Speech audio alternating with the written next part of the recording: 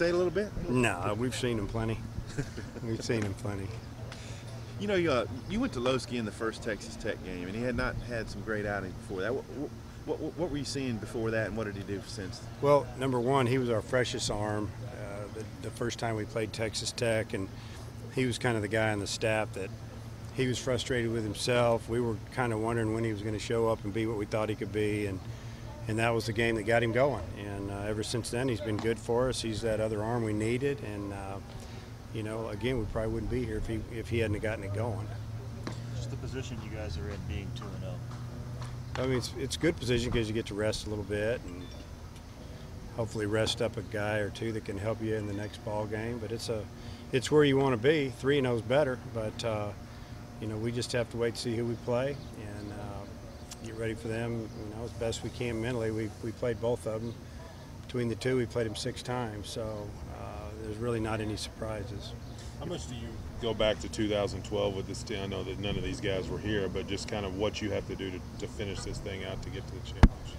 Well, you know, in 12 we could really pitch. We just didn't score a lot of runs, and that's what got us in the end. You know, we won a couple of close games and lost 2 close games. I think a 1-run game and a 2-run game, and had runners on, just didn't drive them in. It's you know, we got to take advantage of opportunities and score when we get that opportunity. You know, whoever we're playing, they're awfully good, and you know, I mean, I don't know who we're going to play, but they all, you know, but they both are just strong all the way around. So it really doesn't matter who we play. We just got to find a way to beat them. If you guys have made the decision to go with Isaiah, what do you want to see out of him, and what would be a good start for him? Well, you know, we'll probably try to talk to him about the same mentality he had in the Super Regional is, you know, don't save anything. Just give us what you got. If it's 2 or 3, that's fine. If it's 5, that's even better. But don't hold anything back because you're thinking, hey, I got to last X amount of innings. So, I mean, I'd like to see 3 or 4 innings out of him at a minimum. Get into the game a little bit, see where we're at.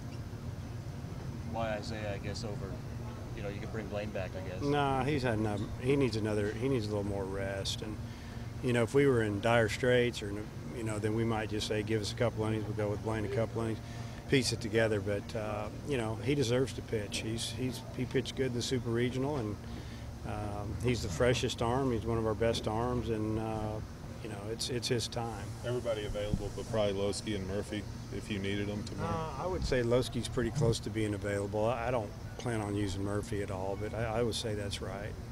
If you did go to Saturday, would you give consideration to starting Blaine in that game? Or yeah, I mean, he'd be just about where he normally is, 5 to 6 days out, 7. So I think that you know, we'll see how it goes tomorrow and then figure it out. You mentioned that there's no surprises with these 2 teams that you could potentially face. Do you go over there and scout them tonight, or what's your? Well, I won't really scout him. I may go watch the game. I'm not going to be taking a bunch of notes. I mean, more mental notes than anything. And but you know, I don't know if I'll stay the whole game. Probably watch part of it, half because I want to watch the game, the other half because I want to get out of the hotel. Yeah. What's it been like having all this extra time? It's been good. I mean, you know, the extra time, a lot of it we spent at the ballpark laying around trying to stay busy. You know, 2 days ago we were there 12 hours. Yesterday we were there close to 9. But, you know, it worked out. We won games. You know, it's the end of the year. Some of these guys, you know, it might be the end of their playing career. Some of the guys, it's, you know, obviously the last time to play on the same team with some of their best friends. So I think they've kind of enjoyed it. When you look back at Jared and just what he's been able to do the last 2 postseasons, just how big has that been for this ball club? Well, he's been big for us. You know, first off, the players love him as a person and as a teammate, and they're always pulling for him because he doesn't say much. He's never negative. He's never complaining about not getting a play or it's not going good. Even the body language is good when when he wasn't playing. So I think that for him to get it going to help us has been extra special, just to his teammates, and obviously on the scoreboard it's been big. You talk all the time about the strength of the league, having 3 of the final 5 from the SEC. You feel like that just kind of solidifies that?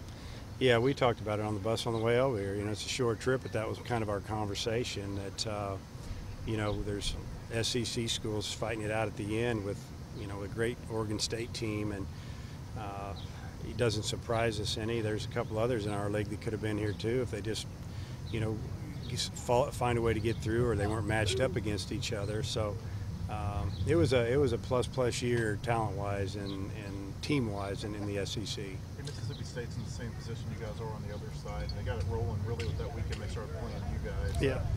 What did you think from that weekend, and what you've seen from them since then? Well, that weekend was, that was a short weekend because we had a storm blowing in on, so we ended up playing 27 innings in probably about 24 hours. We played a 9-inning game, I think, on a Friday and 2 9-inning games on a Saturday, and started early that day. And it went their way. It didn't go our way. We didn't play great. They got some big hits. We didn't. They made a couple of great plays in the outfield. The games were within 1 or 2 runs. I think all 3 of them for the most part, and it got them going. It was a downer weekend for us, and a lot of people started second guessing us. And I guess if you weren't sitting in the stands watching it, just because you looked at their overall record, you're thinking, we just got beat by the worst team in the Western Division of the SEC.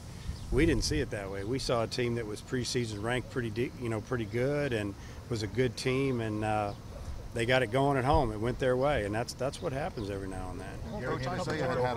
Gary Henderson took over a tough situation. What have you thought of the way he's handled that this year? I think he's done a great job. Obviously, if you're just talking wins and losses, I mean, they've played hard. They've showed up. They seem like they're very loose, and he's a coach that's been around, handled some teams before, and probably took a step back and looked at the whole situation, evaluated it, and said, here's the way we need to do it, and talked to the players about it, and they bought in, and it's been a great thing. Coach, Isaiah had a couple of rough starts before the Supers. What did you notice in that start that kind of got him on a nice roll?